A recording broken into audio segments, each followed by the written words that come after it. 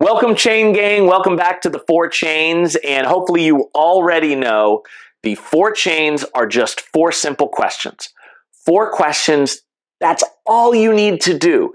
If you can successfully ask yourself these questions and get the right answer for you, that's all you need, because when you've successfully answered one of these 4 questions, it becomes a chain link.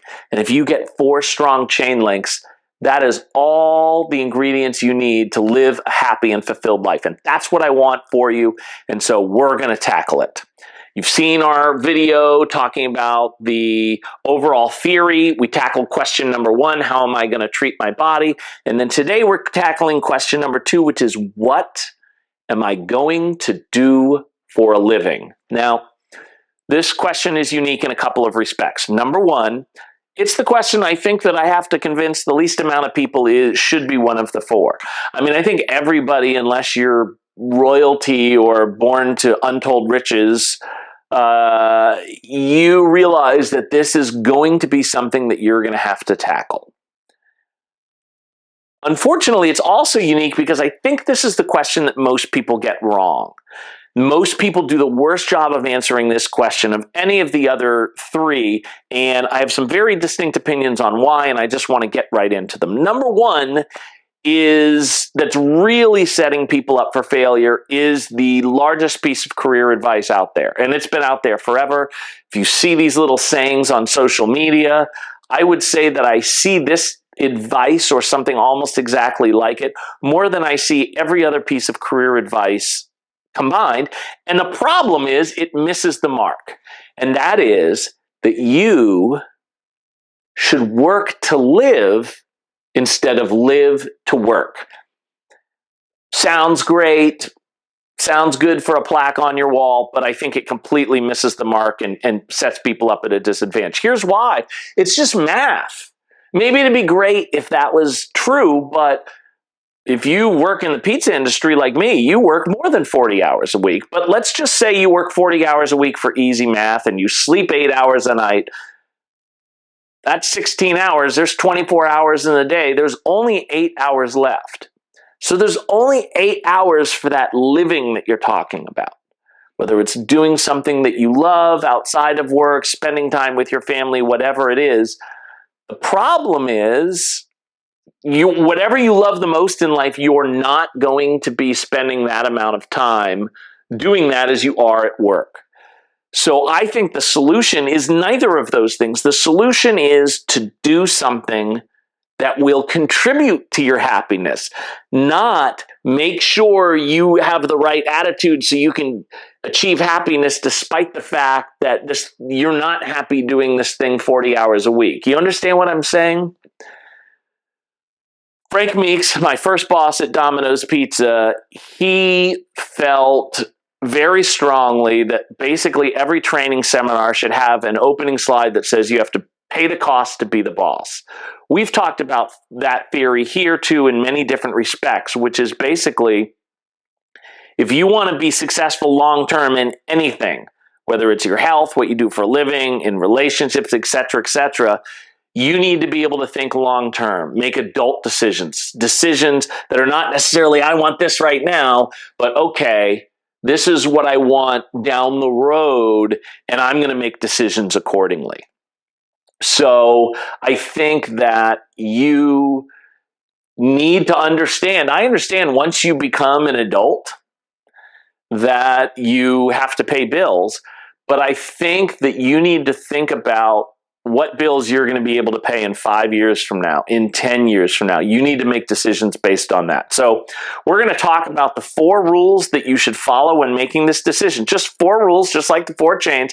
Follow this 4 criteria and you're going to be all right. And then we're going to have a bonus rule after that, which is what has made my career particularly enjoyable and fulfilling. Okay, number 1, choose a career, not a job. I don't mean this to be condescending.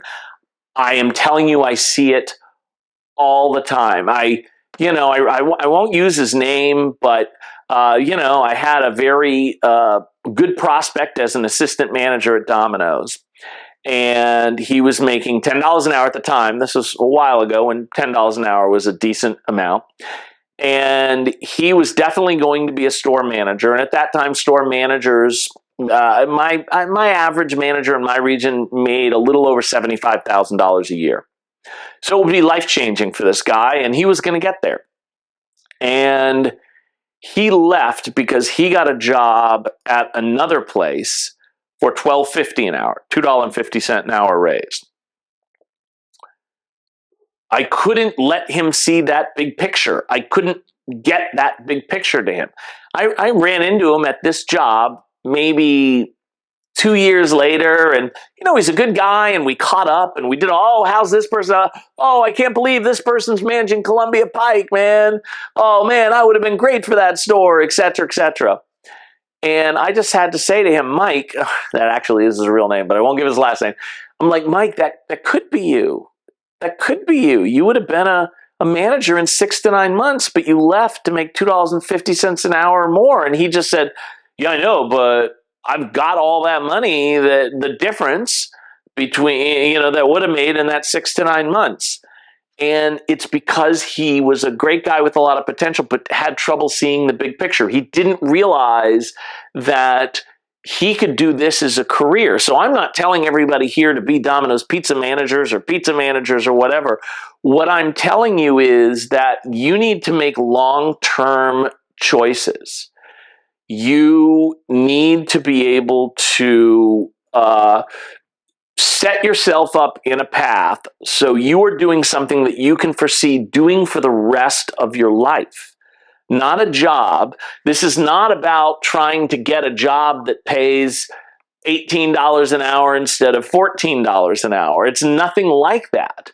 It is about getting a job that pays a salary and doing a job that you love, that you absolutely love. And generally, those aren't jobs. Those are careers. Let's look at the next piece of advice. And a lot of these are related. Punch goals, not time clocks. Rule number 2. Let's say, I've been in the pizza industry for 3 decades. So picture yourself doing something for 3 decades.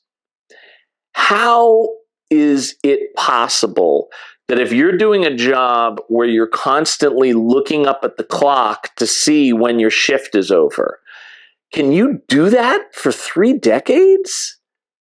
No, you can't. And so I would say that the criteria for this category is it doesn't even matter. It's not as important what job it is in my case. It's important how you look at that job, because I'm in what's called the QSR category, quick service restaurant category. Burnout is gigantic. They consider if you're a fast food manager and your turnover for the year was 100%, that's good. It's not, by the way, but that's what the industry kind of feels now. So people do burn out, but it's how you look at it. When I was a driver for Domino's, I had goals. My job was more fun because I wanted to be driver of the week. Driver of the week back then got checked out first. When they're in the store, it doesn't matter how many people were in the store before them, they get routed out first for the rest of that week. So every week my goal was to be driver of the week, and I also wanted to be driver of the year. And so my goals made my job fun.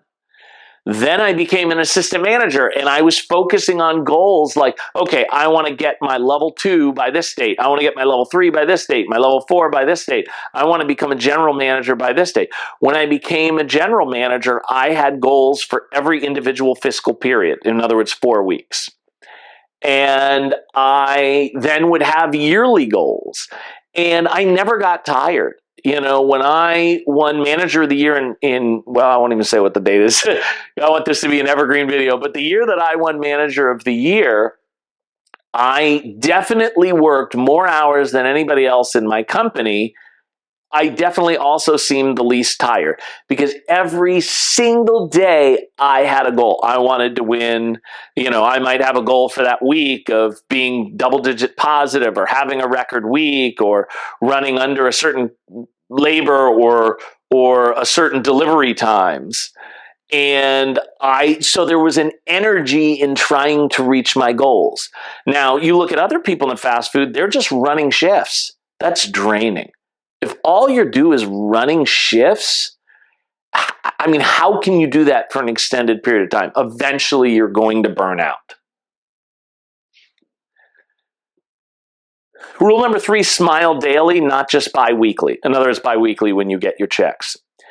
It has to be something that you love. You have to approach your job in a way to make it satisfying, to make it fulfilling. If you're doing it for the money, that is a temporary situation. You can only do a certain job for the money for a certain period of time if it's not satisfying to you in any way. So money is important. How much you make is important. What you can make doing that career is important in the long run, but it can't be the only reason you're doing job. And money does not make up for the rest of the job making you unhappy. There's no amount of money that's going to make you happy if you hate what you're doing. Number 4, have a moral comfort level. I'm not going to tell you what is morally correct or incorrect. That is question number 4 of the 4 chains, is what will my moral center be? And we'll be giving some guidelines. But I'm not here to tell you what is morality and what constitutes good morality and what constitutes bad. I'm here to tell you that whatever that is to you, you need to feel comfortable with it, because if you don't, that's eventually going to erode. I think most people could do a job they were morally uncomfortable with for a certain period of time because the money's so good, but it definitely is not a career situation, and you need to be making long-term choices. If you are uncomfortable with who your boss is, that's really only okay if that person is your boss on a temporary situation, like eventually you're going to move past them. But if that's the person you're going to be working for, if that's the owner of the company and you're not morally comfortable with them, I don't really think that you can do it. I certainly can't. So when you think about the rules, like, let's go back. If it's a career and not a job, if you are focused on goals, if you have a job where you can set goals and reach those goals and be satisfying for those goals, instead of just your only goal being getting to the end of the shift, that's good. If you like your job, if you're smiling every day because of the work, not just smiling once every 2 weeks when you get your check, and if you feel good about it, if you feel like you have a moral comfort level with your job, if all 4 of those things are good, you're going to be just fine. You are going to be absolutely just fine. And now we're going to talk about what I really want to talk about, which is the bonus rule. What has made my job so unbelievably satisfying to me?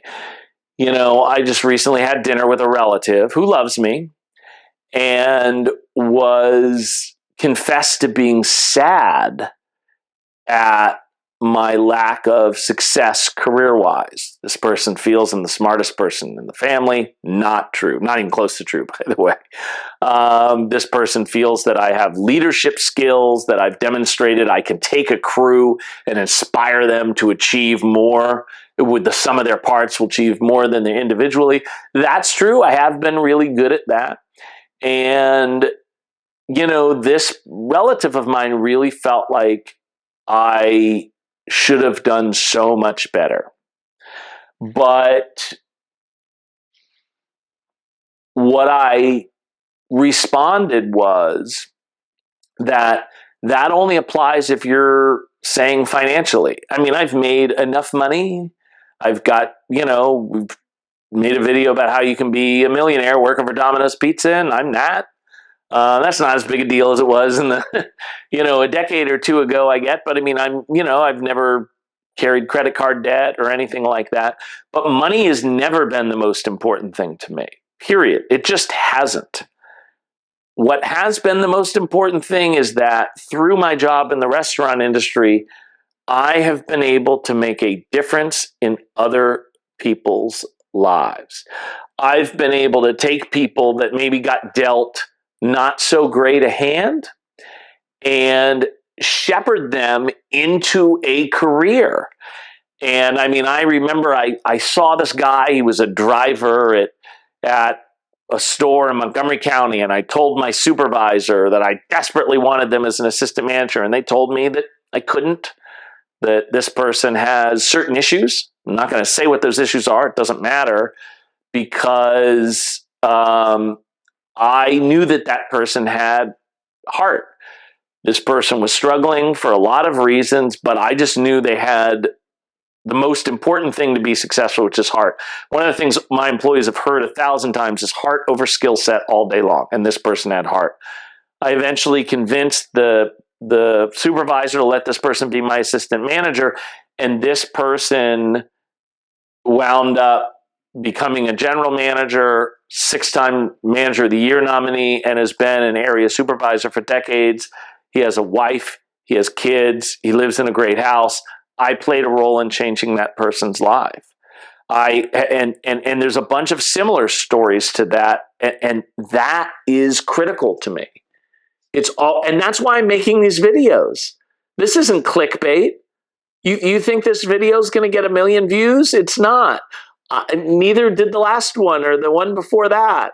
You know, I know that the videos, there's certain videos that I can make that get over 100,000 views because they're clickbait, but they don't necessarily change people's lives. And that's more important, because in the end, you can't take any of that money with you. The only thing a person, when they move on from this earth, takes with them is the difference that they make in other people's lives. That's the only thing that matters. That's the only thing you get in the end. And if you can find a job where you make a difference, where people's lives, people that come in contact with you or people that are affected by the job that you do, are changed for the better, wow. Then you've really got chain link number 2. And you've really done something great for yourself. I didn't want to make this video incredibly long, so if you have comments, clarifications, anything, put them in the comments for this video. If you subscribe and you want to shout out on our next video, just put in the comments what you want the shout out to be. And I look forward to seeing you next on question number 3. Should I live my life with a partner? And should I raise kids? Before you jump all over me, wait till you see the video before you hate flame. Is that a thing? I don't know. We'll see you next time on The 4 Chains.